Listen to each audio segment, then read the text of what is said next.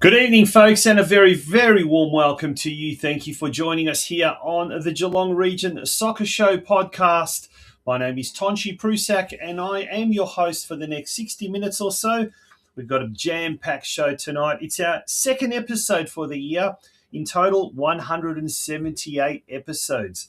If you didn't join us last week, well, we said that later this year, around about September, early September possibly, if all goes according to plan, we will be hitting our 200th episode, and boy, will that be an incredible achievement if we can manage to do that. It's big, as we said, huge show coming up tonight. We've got three fantastic guests. Steve DeCunta, he's the coach of the Lara United senior women's team. And yesterday was International Women's Day. So to all the females involved in our wonderful game, happy International Women's Day. He'll be speaking about a challenge that he set himself and his team, 86K for cancer, running 86 kilometres and raising money in for research into childhood cancer. And unfortunately, at the moment, there's quite a few members of our Geelong community that have been touched by cancer, and particularly there at Lara United as well, Football Club. We'll also be speaking to Josh Murray. He's the coordinator of the All Abilities program at Football Club Leopold, FC Leopold. And they've got a new All Abilities program starting this week, as has North Geelong Warriors Football Club also this weekend as well. And we'll also be speaking to the Geelong Rep team's coordinator, that is the Geelong Junior Reps team at Football Victoria Geelong, Tyler STAVENUITER, who will also be joining us. And this year, 2026, as we know, the Geelong region will be hosting the Victorian Junior Country Championships in June. But the Rep teams, not only will it be a record contingent this year, but they've also expanded the scope, and they will be participating in 3 different tournaments. So we'll hear a little bit more about that from Tyler later in the show. So as we said, huge show. So a big thank you to all of our business advertising sponsors, Curva Coaching, Access Geelong Hire, Harcourts North Geelong, and Australian Sports Line Marking as well. Big thank you to all of those. We're going to take a very short break. We're going to take a first commercial break, and then after that, we'll return with our news desk for tonight. Folks, don't go away. It is the Geelong Region Soccer Show podcast that you are watching.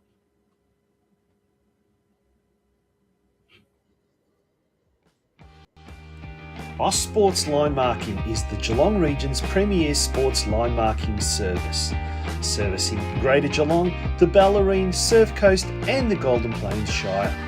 Why choose Oz Sports Line Marking to mark out your sporting pitch? Well, we offer the following: professional, accurate sporting pitch line marking to competition standards, reliable service and clear communication, high quality paint and commercial grade equipment. We have experience working with many clubs, schools and councils in the region, and we are a local Geelong-based service. Book now and prepare your sporting field professionally and cost-effectively ahead of the coming 2026 winter season. For more information, contact Steve from Oz Sports Line Marking Geelong on 04 08 395 395 or email us at ozsportslinemarking@gmail.com.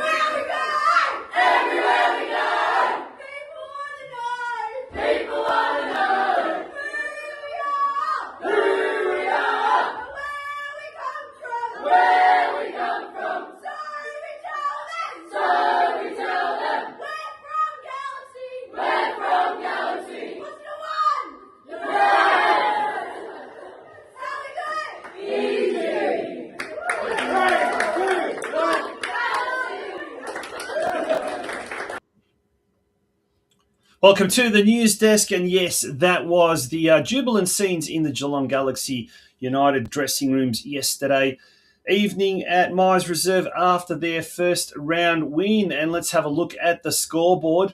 Geelong Galaxy defeated Ringwood United courtesy of a lone goal by Lara Butler.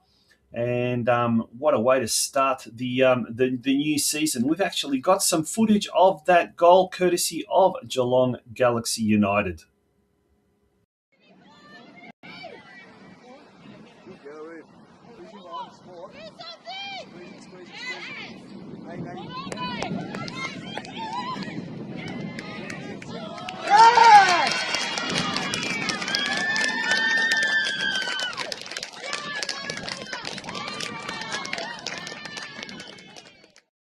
As we said, a good first up win there by Galaxy, by courtesy of Lara Butler. This weekend, a big game coming up at Myers Reserve. It's Galaxy who are taking on top team Clifton Hill. Well, by virtue of goal difference, Clifton Hill defeated Melbourne University 5-0, whereas Galaxy defeated Ringwood United 1-0. So hence the difference in the score, the goal difference there. But that game kicks off at 3 p.m. Myers Reserve this coming Sunday. In VPL 1 action, Men's Victorian Premier League 1 action, North Geelong suffered its first defeat of the season, going down to top side Northcote City 3-0 at John Cain Reserve last Friday evening. And as a result of that loss, North Geelong slips down to 5th position.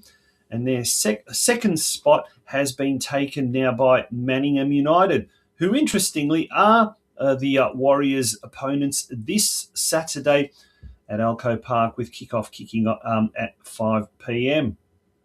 Also this weekend, we've got the round 3 of the Australia Cup, the Victorian qualifiers of the Australian Cup, which also doubles up as the Doherty Cup, the Victorian statewide competition. And we've got Brimbank Stallions hosting Karaya at 3 p.m. at Club Italia Sporting Centre there in Brimbank. At 3 p.m, Deakin Ducks host Westvale Olympic.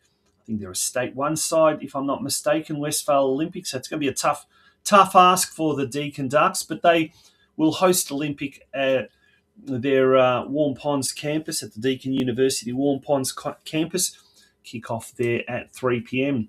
Surf Coast taking on Old St Kevin's at New Flow Stadium at Banyul Warri Reserve. That game is at 5 p.m. And what a big game that's going to be at Stead Park, or Winslow Park as it is known.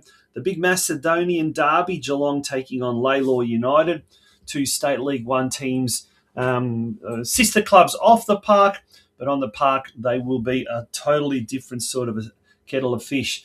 It's going to be a big challenge, a big game that, and 6 p.m. So certainly some good football coming up this weekend in Geelong, both on Saturday and on Sunday as well.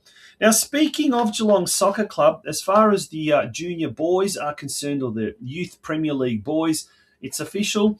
Geelong have overtaken North Geelong Warriors as the top-ranked junior boys team if we go by performances on the field.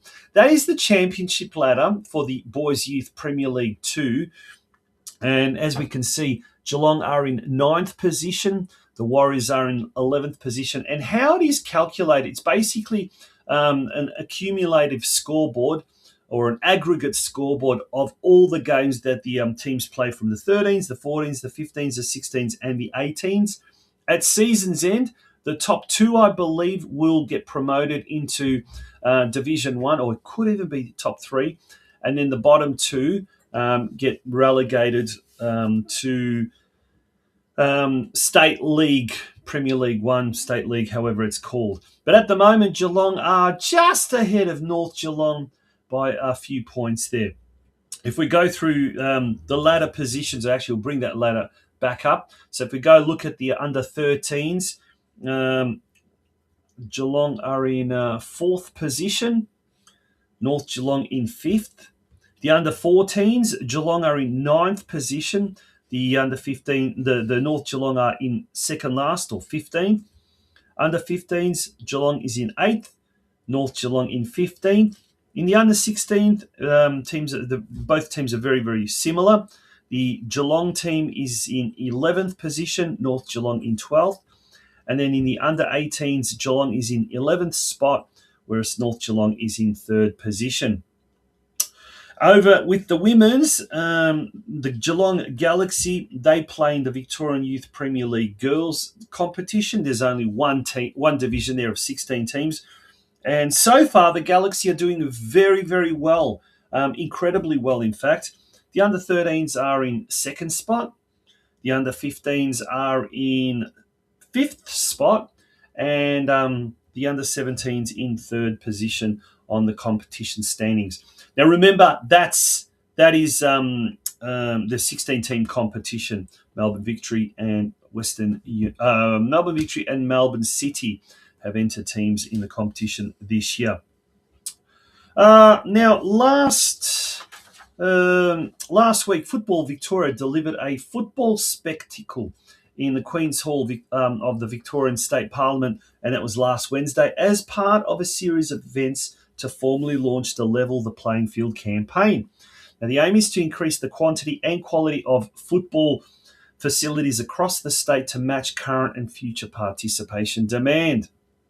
Geelong was well represented with Mike McKinstry and the chair, and Robert Parmacciotti, the deputy chair of Football Victoria Geelong, promoting the need for our own regional facility together with adequate facilities for each club.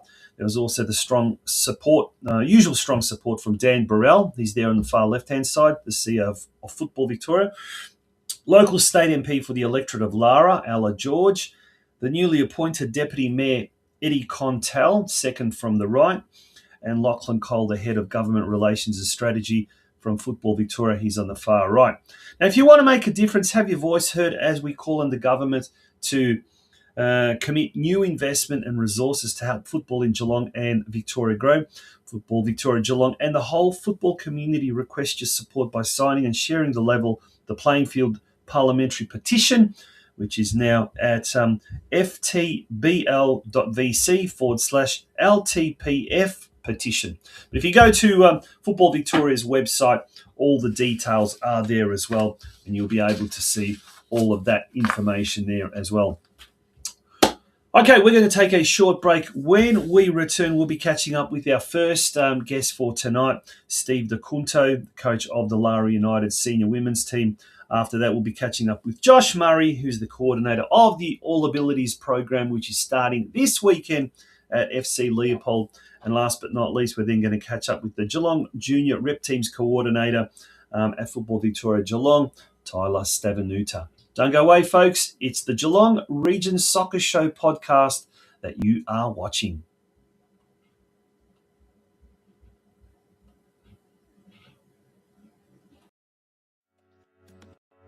Affordable plus quality equals Geelong Access Hire.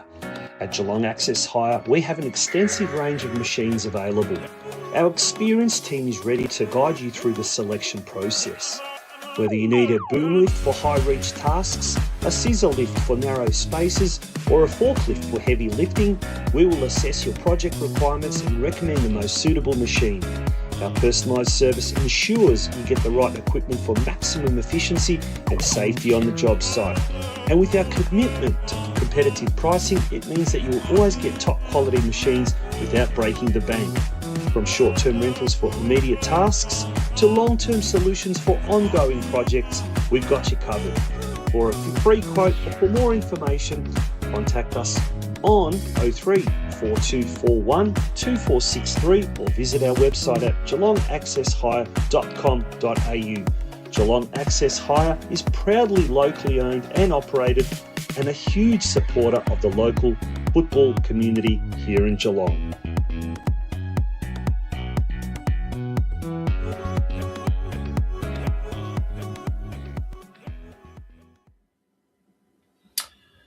And welcome back to the Geelong Region Soccer Show podcast. Thank you very much for joining us tonight.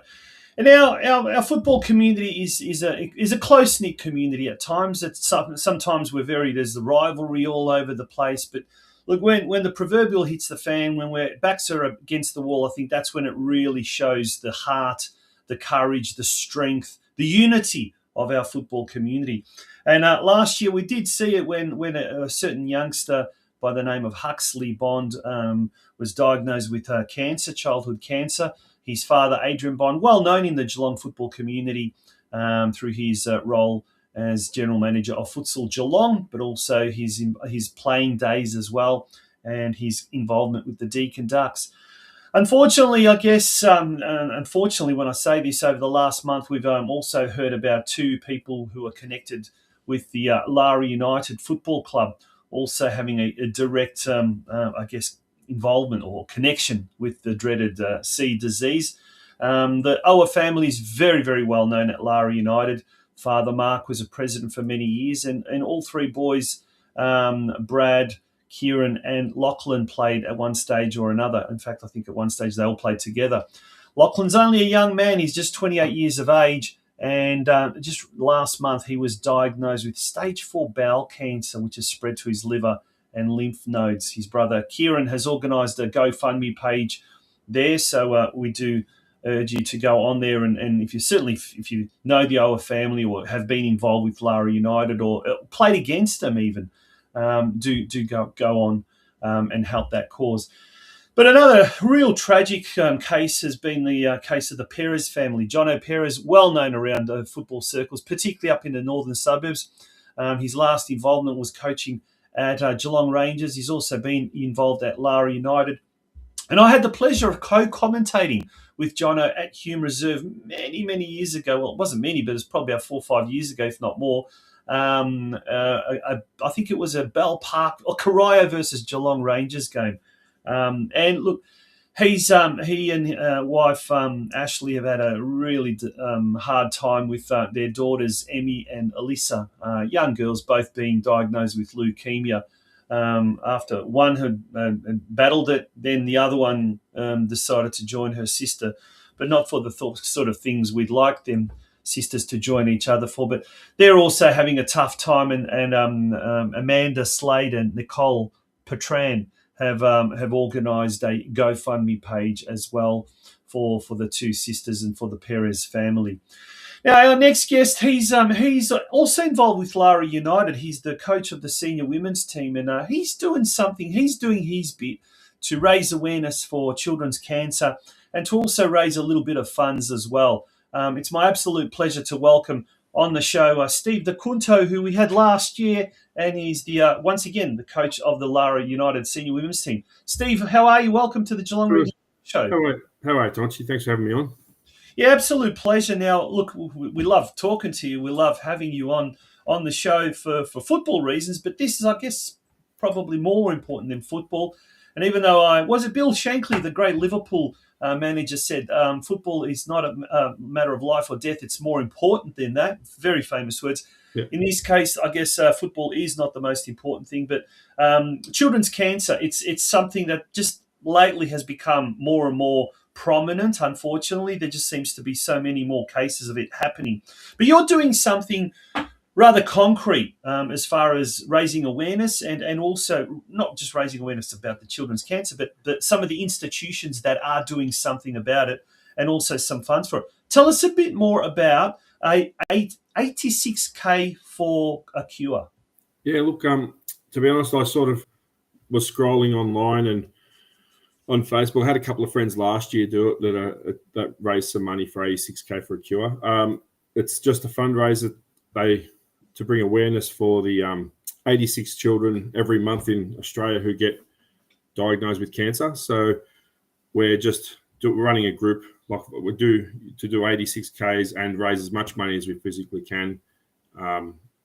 So I've got my personal self. I'm fundraising as well as a group of women from the Lara United team, about 10 or 12 of us, who are just raising as much money as we can, and every little bit helps, obviously. So we thought we'd do it as a bit of a group. We'll raise some awareness, raise some money, and get a little bit more fitness in before the start of the season. So it's a bit of a no-brainer. Yeah, no, that's a fantastic cause. Look, we're just right down the bottom now.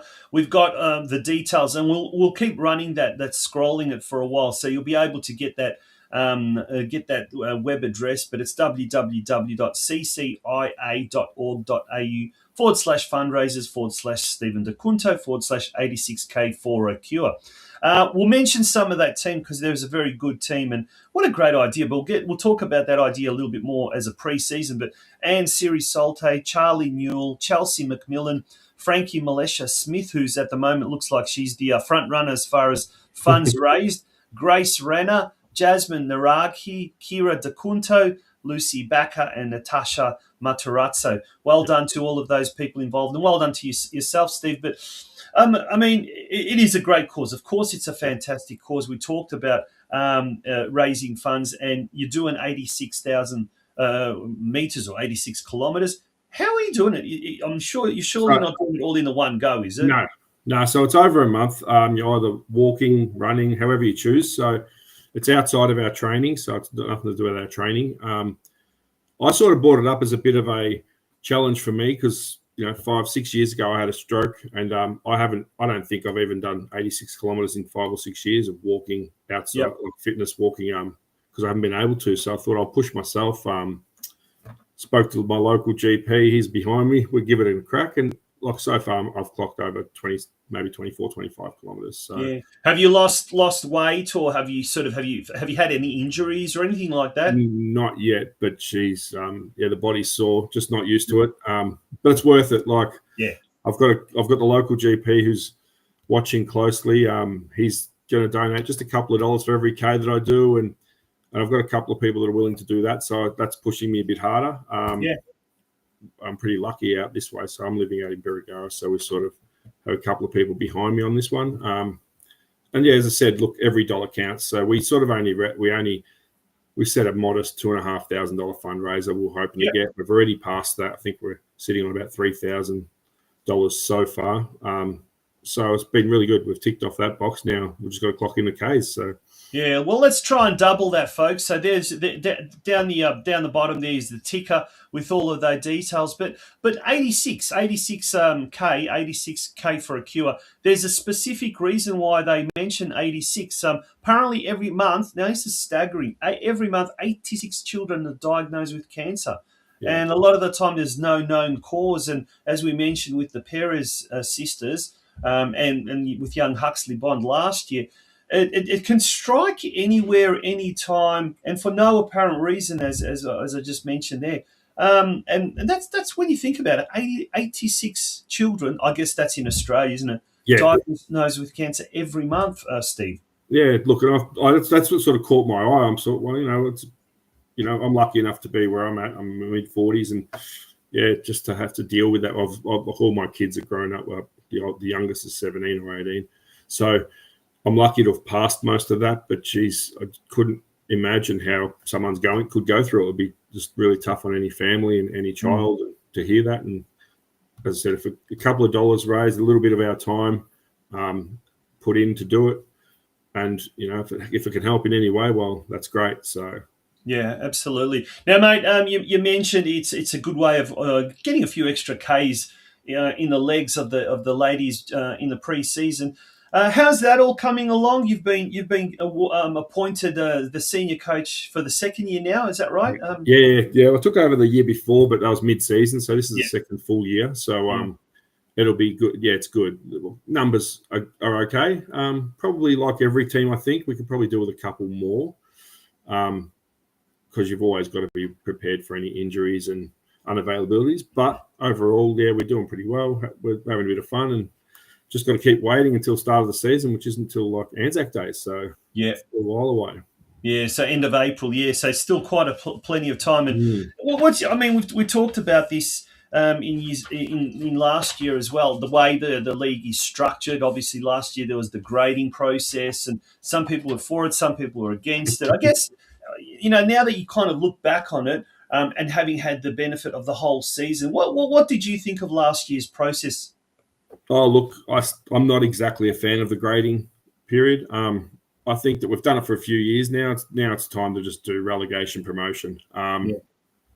it's one of those things. Like, I won't lie. Personally, I'd probably write it off as a 4-week period where we'll use it more as practice matches and land where we land. Unfortunately, even with grading, if a team wants to go up to a higher division, there'll always be a team swap. They can do a last-minute change before season starts. But to be honest, I think it's not personally, I'm not a fan of it.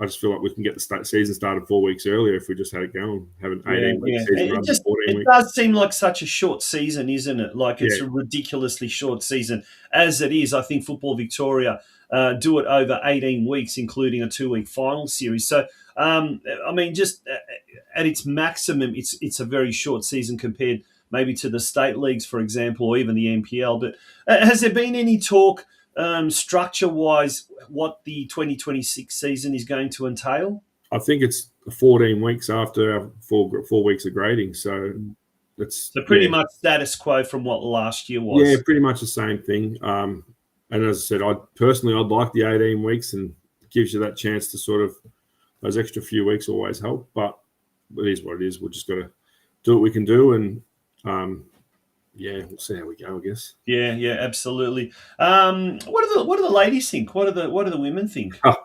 Definitely not a fan. No, definitely not a fan. Yep. I know the girls in my team are definitely not a fan of grading. Like, we know if we're a Division 1 side at the moment. Obviously, teams do lose players, and there's situations where teams might put in state league teams, and then there's certain circumstances. I'm sure that can be sorted, but if a team happens to win a grand final in a lower division, well, they should be going up, or if they come first on the ladder. And we know our place, we know we're Division 1. We just feel actually last year we didn't even qualify Division 1, and we still made the semi-finals. So we'd only played two games. We had a bye in the middle of our grading, and we technically didn't qualify, but still ended up making Division 1 and losing to the champions 2-1 in the semi-final. Like, we're always competitive with Surf Coast, and so it was really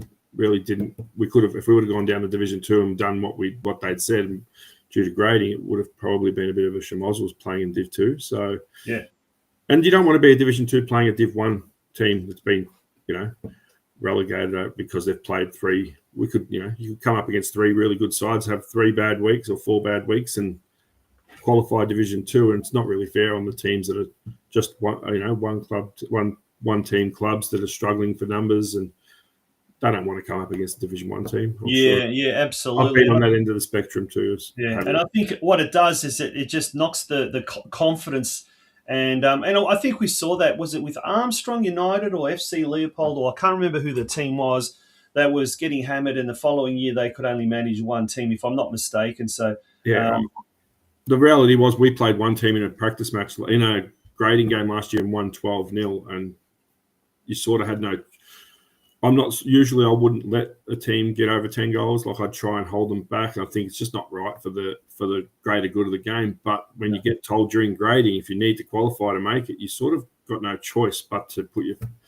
That's right. It was a case of could have come down to goal difference. Yeah. And it was there was like 2 teams that were, definitely Division 1 material, but or 3 teams and only 2 could qualify, or something along those lines. Yeah, I do remember that now. Yeah, so, realistically, at the moment, there's probably 6 teams that can qualify Div 1, no questions asked, and a couple that could be either way. But we've got a couple of new teams I've heard coming in. I think pretty sure Geelong Rangers and Karaya Soccer Club have women's teams, so you just don't know what they're going to bring in. And they could be a good enough team to be Division 1. If not Div 2, they're going to start somewhere. So exactly right. Mate, thank you so much for joining us here on the Geelong Region Soccer Show. We always appreciate it. And we'll pop that the trailer just below there. There you go, www.ccia.org.au/fundraisers/Stephen DeCunto/86K for a cure. Hopefully you'll get, after tonight's appearance, you'll get double the amount. But either way, good luck with the 86,000. What did you say, 25 down? So about another 60 to go. Yeah, look, yeah. So I'm on track. Let's just put it that way. All fingers crossed, all goes well. Easy done. Thanks for that, Good Tonch. stuff, mate. Appreciate it. We do appreciate it. All the very best for season 2026. No worries. Thanks for that. Appreciate it. Stephen De Cunto, the head coach of the Lara United senior women's team. We're going to take a short break. When we return, we're going to continue with tonight's episode of the Geelong Region Soccer Show. It's our second episode and our 8th season. The world is yours. So work hard, and you can have whatever it is you want.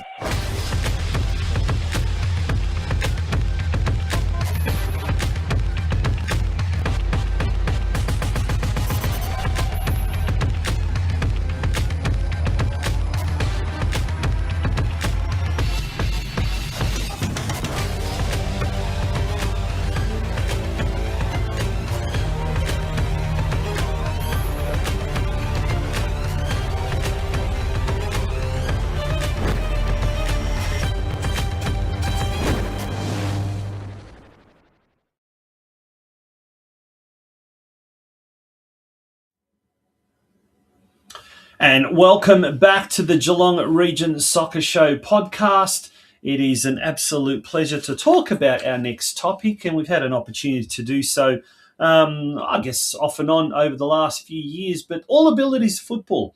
We talk about how football, soccer is such an inclusive sport, and I don't think we go on enough about it. Everyone can play it, young, old, male, female, skillful, unskillful, social, professional, and also it's one of those sports where really one of the few sports people of all abilities can play it, regardless of what your limitation is, whether it's physical, whether it's anything else. It's just a sport that anyone can play at whatever level. And so my next guest talks about a new program that's being set up by one of the clubs in Geelong on the south side of the Barwon River, and the club that's always very close to my heart, I always say. FC Leopold, one of the youngest clubs, and Josh Murray from FC Leopold joins us on the Geelong Region Soccer Show. Josh, good evening. How are you? Yeah, good, Tonchi. Thanks for having me. Well, thank you for coming on the show. FC Leopold, before we talk about the club, and it's constantly growing, and it just seems to be a club with such a great culture. Speaking of a great culture, one of the programs that your club is offering is an All Abilities program. Mate, well done, and tell us a little bit more about it, and when's it starting? So the program's actually starting next Saturday. Next Saturday morning. We're running for 3 weeks, then taking a week break over the Easter break, and then back for the first week of April. Look, it's a project that's like very near and dear to a lot of people at the club's heart. A lot of the committee, we work in the disability space, so to get the opportunity to do this has just been, it's brilliant. Yeah, well, there's some information there from some of the program, and that's a lot of the stuff there is from the Football Geelong website. An inclusive football program designed for people with disability, delivered in partnership with local clubs. And as you said, working in a lot of people that do work in disability, it adds even more, I guess, rewards to it. We'll mention that. But there has been, thankfully, a lot of over the last few years, maybe the last 10 years. On and off, there's been some programs here and there, and it's great to see FC Leopold also jumping on board, and North Geelong there doing all abilities. Now, I just quickly noticed that North Geelong open all ages, FC Leopold age 6 to 18. So you're focusing on the kids, on the juniors, so to speak. Yeah, focusing on the juniors. In the field I work in, the last few years I've spoken with a lot of families with children. And like these are the opportunities that they want. Like they want to be able to try football, give it a go. And since COVID, there hasn't been a great deal of activities they've been able to do in the football space. Yep. It was the end of last year and said they were looking to get some clinics up and running. We were very, very keen. Yeah. Now, if anyone wants to find a little bit more information, they can go on the FC Leopold Facebook page. There's a short interview there, and one of the questions you ask is, why was it important for FC Leopold to partner with Football Geelong to bring this? Really interesting question, really interesting answer. But basically, for those that haven't had a chance to read that interview, what were some of the reasons that you wanted to deliver it? Look, football is a game for everyone. Like we all love it. We absolutely love it. And there's a lot of kids that just haven't had the chance to give it a go. And last year I did some coaching for another All Abilities clinic, and over that sort of 4 to 6 week block, to see the reaction from the kids that have been wanting to give football a go, and just the way their self-confidence grew and the enjoyment they were getting out of it, and like even their parents on the sidelines, it was just such a good opportunity. And like, football is a game for everyone. Like, honestly, everyone should have the chance. Absolutely. Totally agree with you there. What can people expect? What can parents, what can the participants themselves, what can they expect from the FC Leopold program? It's a very sort of fun, family-friendly, focused space. So I myself will be taking a lot of the coaching. I'll have another coach with me as well, just setting up, doing drills and fun activities, having some shots. It's just going to be really set up and really focused on everyone's individual needs. Yeah, so fun is the central theme there. That's for sure. Fun now, yeah, all the programs will be at your home ground at FC Leopold there at Estuary Reserve, and what a fantastic facility that is. That's really come along in leaps and bounds over the years. Yeah, we've been very lucky the last few years. Now we've got the big club rooms all set up. We've got the social space, the canteen. It's a long way from the days when we were basically coming out of a shipping container to play a game. Yeah, and I guess that also adds to the experience, the occasion. Whether it's afterwards or whether it's even during, the parents and the participants can certainly mingle there and just enjoy the experience. The canteen will probably be open, the club rooms as well. So it just adds to that occasion and that sense of belonging that these participants will feel to the club. Absolutely, and that's one of my big goals, is to sort of create that sense that you're part of our FC Leopold family, you're part of our community. And in the future, I'd love to one of my goals is to set something up that's a bit more permanent. We can have run throughout the season alongside our other teams, and really have those individuals feel like, they're part of our family. Well, talking to some Football Geelong officials during the week, they said that's the hope of eventually one day actually having almost like a home and away season for some of those participants that want to take that kind of to a competitive level, and how good that would be. But getting back to this one, this program is completely free to register, and you said it's over 3 Saturdays, is that right? Then there's a bit of a break, and then there's going to be some in April as well. Let's go through the details. How can so we're the next 3 Saturdays.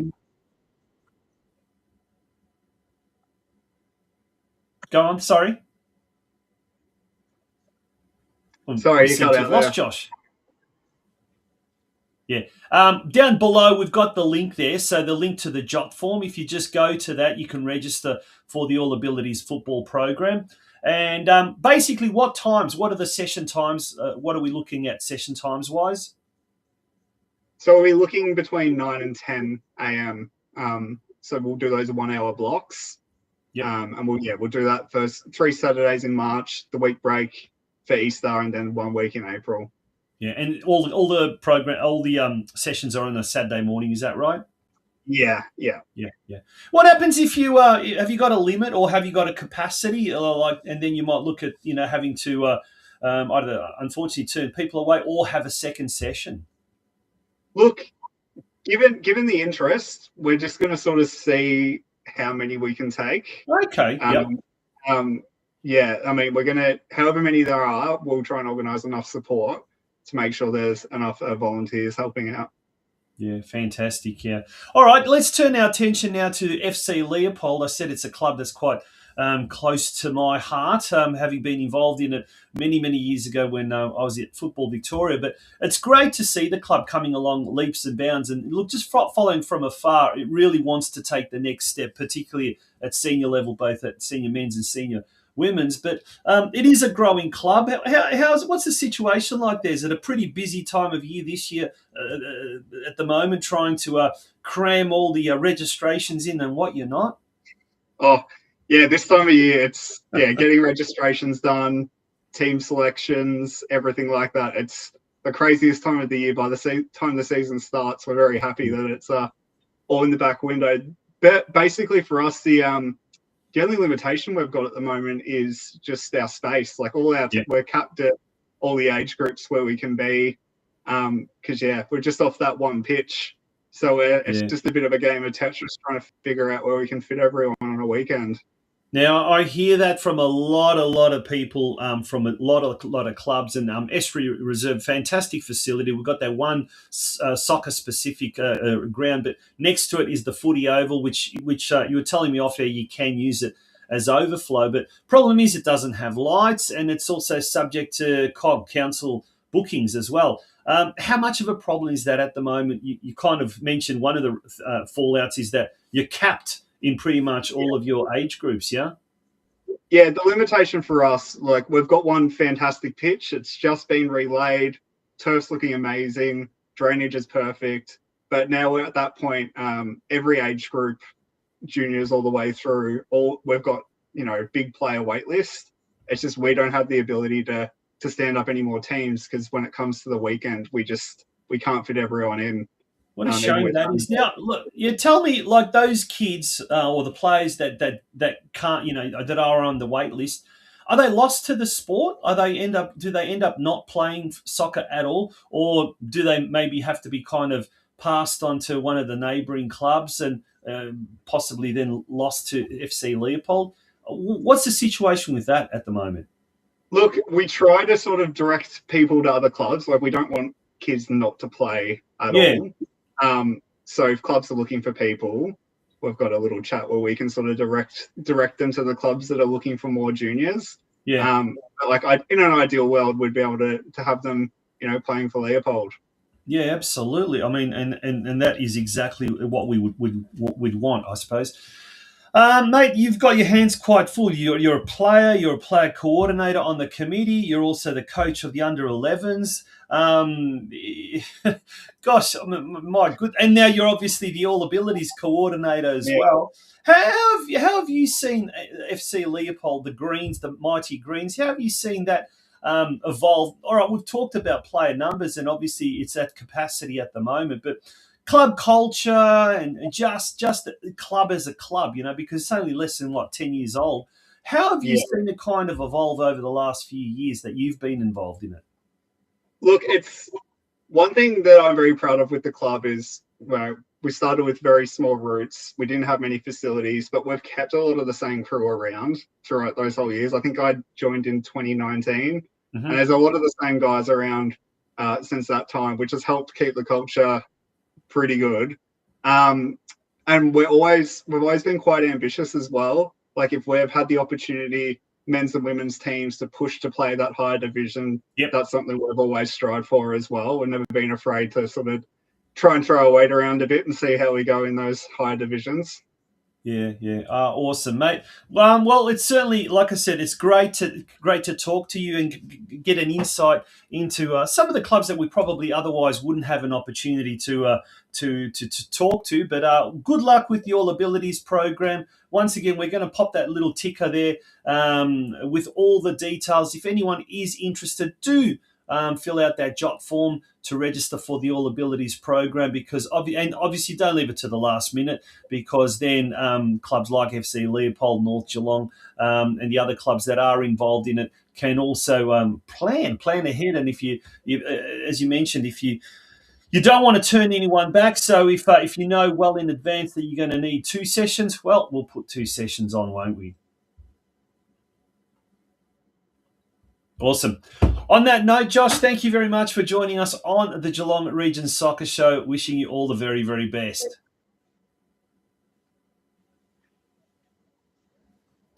Looks like, unfortunately, bad technical glitches playing havoc there. We're going to take a very short break, and when we return, we're going to continue with tonight's episode of the Geelong Region Soccer Show podcast. Folks, don't go away.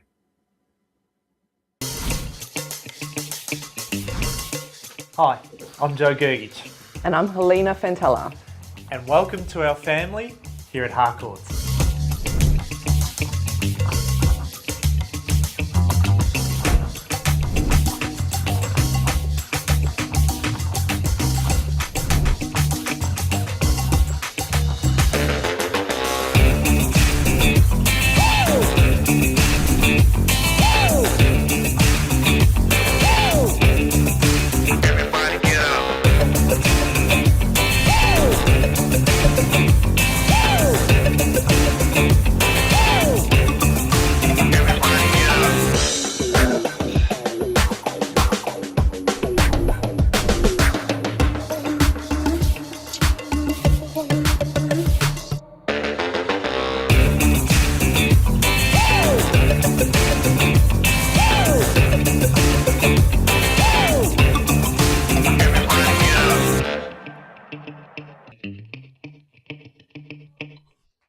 We've got Tyler STAVENUITER. He's the coordinator of the Geelong Region Rep squads for 2026. Tyler, firstly, how many players in total and teams in total have we got this year in the Victorian Junior Country Championships representing the Geelong region? Yeah, g'day Tonchi, and thanks for having us on today. This year we've got the largest program that we've had ever for our rep squad. So we're going to be sending through just under 200, so a total of 195 players across 14 different teams through to our reps program in 2026. Yeah. Obviously it's the off season and the process has finalising the teams and the coaches. But first of all, the coaches, obviously, how did you go about it? Because it would have been such a difficult kind of a task, taking into account it is the off season. How'd you go about getting the coaches firstly and then the players? Yeah, look, I think we're really fortunate in Geelong to have a dedicated coaching cohort across all 20 of our clubs that we've got. So the key to that is really we put our expressions of interest out September last year and go from there. And, you know, with 14 teams, we're looking for 28 coaches, and we were fortunate enough to have 53 apply for those roles. So whilst not everyone that applied got a position, we did have a really talented cohort to take through for those coaching roles this year. Yeah. Now, we're obviously seeing the NPL boys. There's Geelong and North Geelong. In the girls, it's Geelong Galaxy. But there's also now Metro teams or rep teams, if you like, with Surf Coast and North Geelong in CPL as well. Geelong Rangers with Metro A teams and things like that. Does that mean it's making it harder to get quality rep teams? Or is this now opening up opportunities for other kids? And we're starting to see some really, really good talent come through the ranks. Yeah, look, I think we've got a really broad depth of talent across Geelong, and that's why we're really fortunate that Football Victoria has restructured that junior boys advanced pathway this year. So they've really made it a club model as opposed to just being a team-specific item. And because of that, we've seen a lot of talented players come back into our community sides as well. And that's boosted the program. The talent that we've seen at trials this year has been astronomical. We've had over 750 kids trial for these squads, and you know, to take 195 through, the talent's certainly there. Yeah, 195 kids, a record, as you mentioned before. And it's obviously going to be held this year in Geelong in June. Must be a thrill for the players, for the coaches, and especially the parents not having to travel so far. Yeah, look, we're really fortunate that it's back in Geelong again. You know, having hosted only in 2022. We're loving the idea of not having to travel, being locally based, and I think that's really helped boost the program as well. It's going to help grow the teams knowing that they don't have to travel as far, given that we still go to Shepparton in October, but it's kind of that off-season period where people are happy to do that. And it's great for the local scene as well. So great for our sponsors to see how their business has an impact as well, but also great for our local councillors and politicians to see just how the impact the game has in Geelong. And you mentioned the politicians, and last week Football Victoria held a Level the Play football spectacular at State Parliament, and our region, of course, was represented. But getting back to the Geelong Rep teams and the Junior Country Championships that are going to be held later this year in Geelong, how important is the success of that? But also, How important is it to portray to the politicians in the year of a state election the importance of us having a regional facility? Yeah, it's massive. Look, for these tournaments, every year we change locations and we go to a different regional centre, and we go up to Albury and you see the new facility they've got up there. You go to Latrobe Valley and you see the new one that's just been built there, and that's finished construction later this year. Shepherd and Bendigo, they've all got them. Geelong's the only one that's missing out. So it'll really highlight the idea that, we can host these tournaments, but we're having to host them across two different venues because our facilities and infrastructure just aren't there yet. And it will really help show the need that we have for a facility like this as well. Yeah, thanks, mate. Now, getting back to yourself personally, now, if anyone thinks for a moment Tyler STAVENUITER's got a cushy job, they better think twice, because you're not responsible just for, coordinating the teams for the Victorian Junior Country Championships. It's now expanded to include 3 tournaments in total, year-round. It's almost a year-round commitment, isn't it? Yeah, so we've had a really big focus over the last 2 years of building the program out to be more than just the country championships. I guess we identified the talent and the experience that we want the players to get out of it. We were sort of going for 6 to 8 weeks, and then it was falling off, and we were going, okay, what's next? And how do we grow that, and how do we build that out? And so we thought, okay, let's start to add some more in. And we're at the point now in 2026 where all 14 of our squads will be going to 3 tournaments. So we've got one coming up in April, which is also in Geelong, the country champs over the King's birthday weekend, and then Shep Cup in October as well. So really building it out to a full year-long program instead of just a 6-week tournament kind of structure. How good is that? That is absolutely fantastic. And do you think maybe that's one of the reasons why we've had such a massive interest in the trials? What did you say, 700 plus kids wanting to trial for those 14 teams? That's astounding. Yeah, look, I think it is, but I think it's also a credit to the players and the coaches that we've had come through in the years before, and the experience that they've had and how they've shared that across the region too. Like I said earlier, we're really, really lucky in Geelong to have a talented cohort of coaches, not only in the program but also at our local clubs, and the experience that these kids are getting by coming and getting to train under a new coach and getting different guidance. That's something that you don't get everywhere, and the parents love it, the kids love it, and we think that that's what's helping build the program out. Yeah. Now, mate, you have a lot to do with junior teams. You have a lot to do with the parents and what you're not, particularly at community level. And look, obviously at the moment we're in the midst of the Women's Asian Cup. We've got the Men's World Cup happening later this year. And tradition usually suggests that after these big tournaments, we're going to have a massive influx of interest for our game.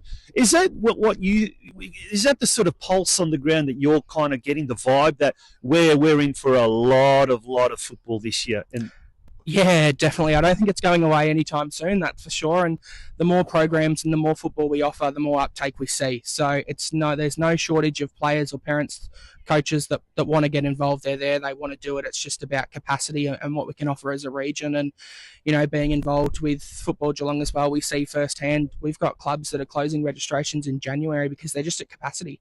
We just don't have the facilities across our region to cater to the number of players or people that want to play our game. And ultimately, we're having to turn them away or send kids from Torquay up to Drysdale to play because there's no space left. But what fundamentally do you think is the problem facing Geelong soccer, Geelong football at the moment, apart from facilities, which is obviously the main one? Is it not enough coaches or not enough quality coaches?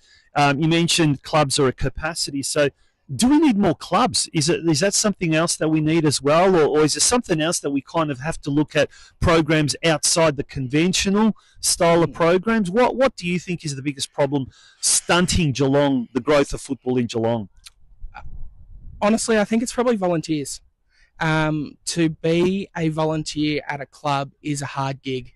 It is tough. You are doing it out of the own goodness of your own heart, for your kids' benefits, that sort of stuff, just to help out. And I guess sometimes the pushback that those volunteers get from both internal and external stakeholders, but the lack of volunteers in our game is probably the biggest gap at the moment. Yeah. And mate, what's next? Squad lists are going to be announced fairly soon, and then, as you mentioned, preparations for the tournaments in April. Is that the Western United Cup? Is it? Yeah, so we've got the Western United Cup on the 10th to the 12th of April here in Geelong. We have just finalised all of our squads, so they're all locked in, ready to go, and kids are excited and training started. So we're really looking forward to kicking off a proper training schedule now. Well, mate, it looks like 2026 is going to be a bumper year. We say it every year, and every year it lives up to expectations. Wishing you all the very best with the rep teams, with all of the teams, and we certainly hope on and off the field things go smoothly in 2026. Awesome. Thanks, Tonchi. Appreciate your support.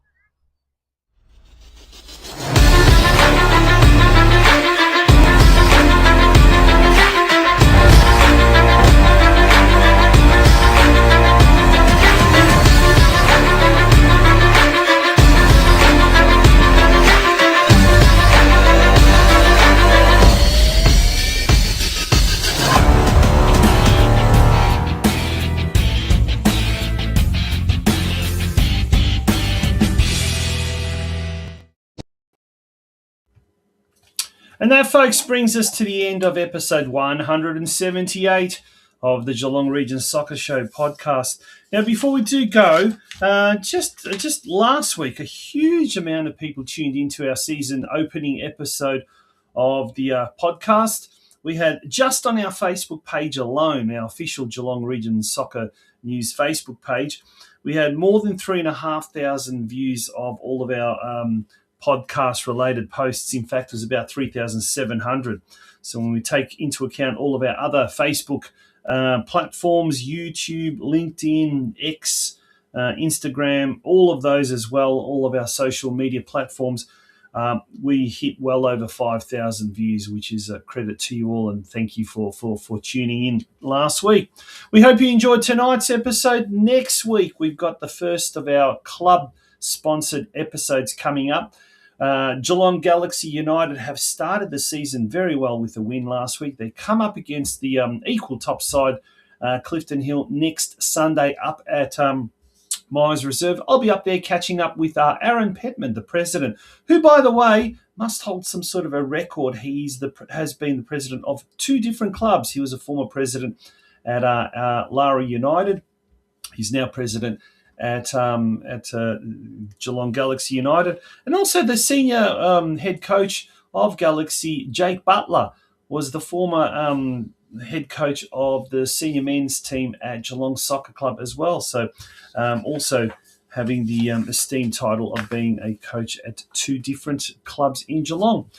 Until next Monday night, folks, thank you very much once again for joining us on the Geelong Region Soccer Show. It's been a pleasure having you on board.